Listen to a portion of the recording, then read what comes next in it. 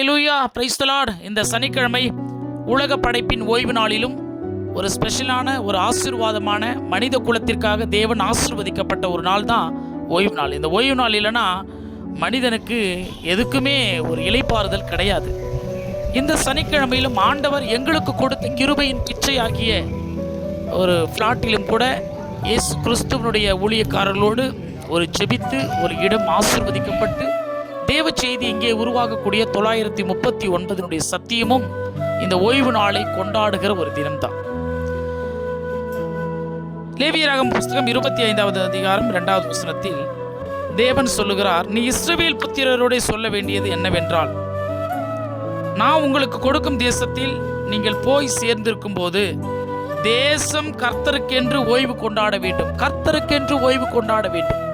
இது கர்த்தருடைய உலக படைப்பின் நாள். கர்த்தருக்கென்று ஓய்வு கொண்டாட வேண்டும். இந்த ஓய்வு நாள் இல்லைன்னா என்னங்க ஆகும்? ஓய்வு நாள் என்று சொன்னால் 6 நாளும் வேலை செஞ்சுட்டு 7வது நாள் நம்ம ஓய்ந்திருக்கிறோம்ல, அது ஒரு தேசத்துலேயும் ஒரு நாள் இருக்கிறது.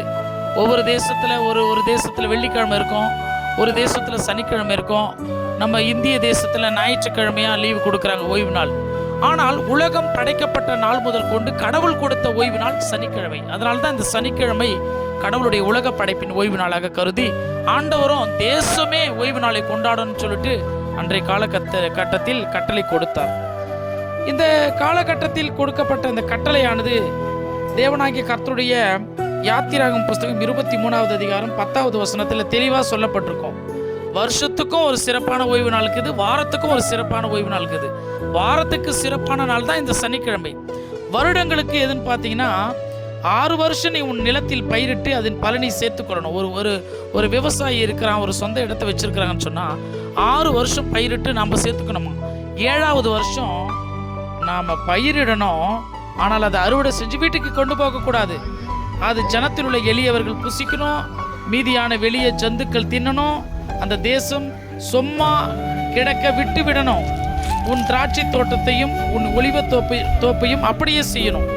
இது 7 வருஷத்துக்கு ஒரு தடவை செய்ய வேண்டிய கட்டளையாக தெய்வம் கொடுத்தாரு. வாரத்தில் பாருங்களேன், 6 நாள் உன் வேலையை செய்து 7ஆம் நாளில் உன் மாடும் உன் கழுதையும் இளைப்பாறவும் உன் அடிமை பெண்ணின் பிள்ளையும் அந்நியனும் இளைப்பாறவும் ஓய்ந்திருப்பாயாக. இதுதான் இந்த உலகத்திலே கடவுள் கொடுத்த ஓய்வு நாளினுடைய சிறப்பு.